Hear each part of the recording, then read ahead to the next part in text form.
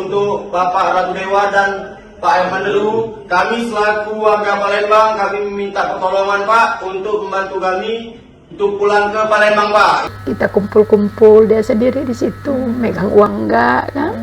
Katanya kalau tidur di hotel Bu tahulah sendiri, duit nggak ada, katanya mau tidur numpang di orang di mana, katanya gitu kan. Ya itulah bantu adiknya. Jadi tulang punggung keluarga. Iya.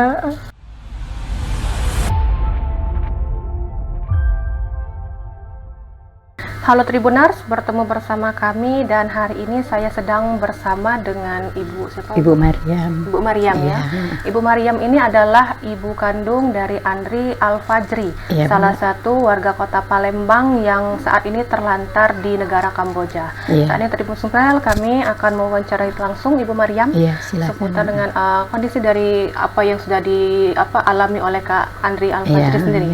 Karena kan Bu Kak Al-Fajri, Andri ya, itu viral karena mengunggah sebuah video bersama teman-temannya yang mengaku terlantar saat ini di Kamboja.